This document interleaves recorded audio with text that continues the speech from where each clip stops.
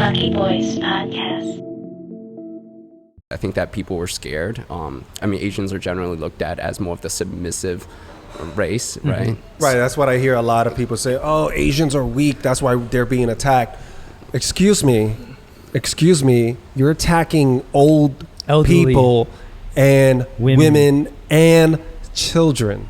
Exactly. Okay, so the attackers, for the most part, they don't want none. And if they do attack a guy straight up, what do we see? A blindside stabbing, or there's 10 of y'all and y'all jumping on one Asian person. Okay, so it's very rare. We're not seeing chronic one-on-ones with man to man, toe to toe. We're not seeing that. I don't want to see any type of hate attacks on anyone.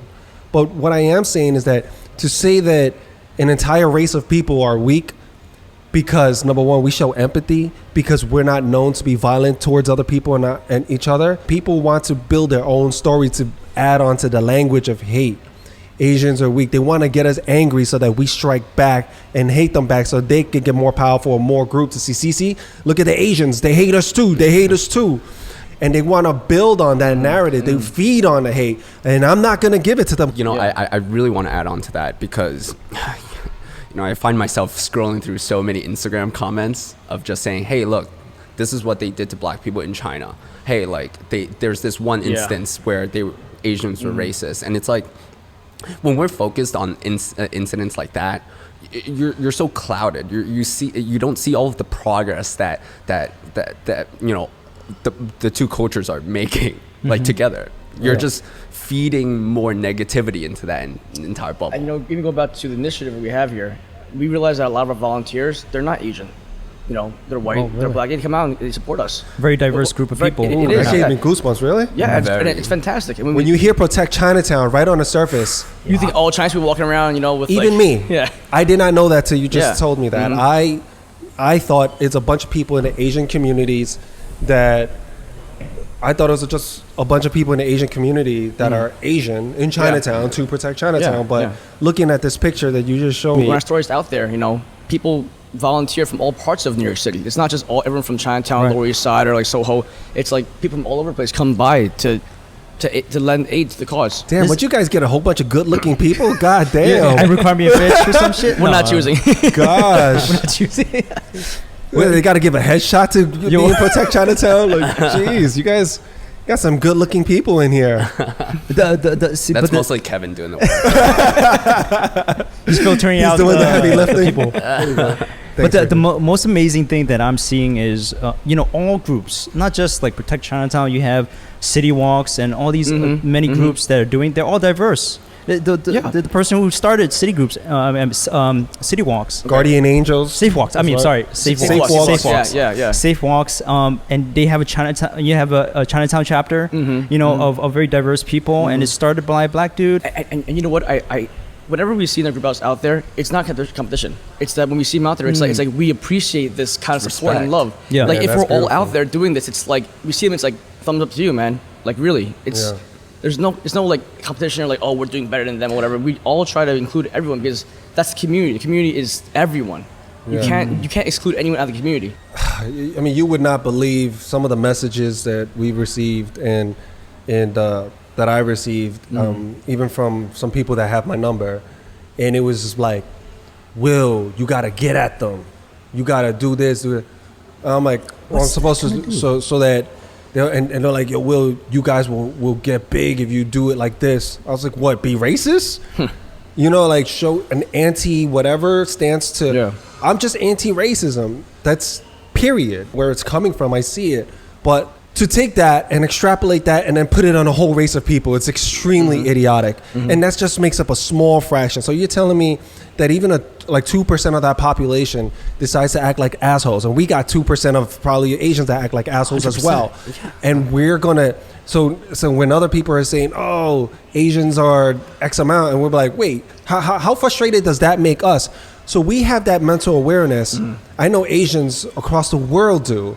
Across the world do have that live in a society where we have to be a melting pot among other cultures and still maintain the Asian culture, and have people judge us from what they see on TV, from that one famous Asian person that they know. I want to add on to that because we realize that our voice is so much louder than we think.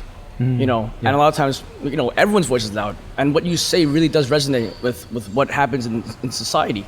If you say something that's racist, then that's what goes out there. The racist word goes out there, and someone else hears it, and they internalize those things.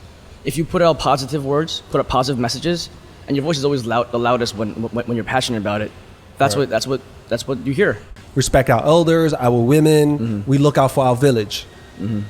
And then when we see it being attacked, you know, we get angry inside, and we want to lash out at a whole demographic. And there's a couple of people on the fence, like they go, "Oh man!" And after seeing the news report, one after another, from coast to coast, right, to the other side of the world, and you're going, "Man, I'm seeing a common theme here." And then you're gonna take that and hate everybody from that culture. I say, you cannot do that. Yeah.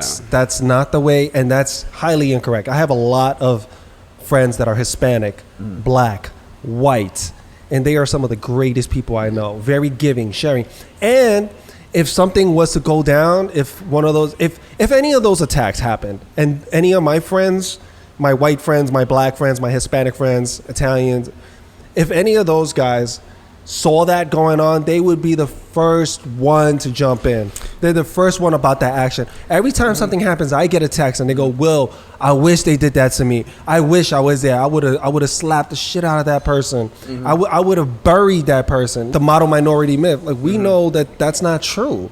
And so for somebody to do that to us, it is unfair as well. It's unfair. So I don't like it when it's done to us. I know what it feels like. Therefore, I will not reciprocate to someone else because I know it's wrong and it's incorrect. It's not the way to move. It's foolish to generalize an entire population based off the mistakes or incidents of a few people. This goes back to Protect Chinatown. This is a platform for people. This is a platform for people to come out and do something with their time. So when we see people that aren't just Asian coming out, that shows that they want to do something about this. They have a voice to be heard. So this is a platform for them to come out and volunteer their time to better something that they feel should be defended. Right now, it's April. Protect Chinatown's, just probably, 2 months running? 2 months, yeah, 2 months. And you had all those people in that picture, and probably even more now. Yeah, our volunteer base is at 286 right now. Which is quite a lot of people who want to volunteer their time. You know, we see that there's love from everyone. There's a lot of gratitude being shown from people in the community as well. I mean, even when we're doing these patrols, you have a lot of the seniors coming up to us, like saying, you know, sharing their experiences and talking about, you know, like how grateful they are that an initiative like this exists in their community. I think like it should never get to a point, and I mean Kevin mentioned this before too. It should never get to a point where you're scared to walk in your own neighborhood. I think that's absolutely ridiculous.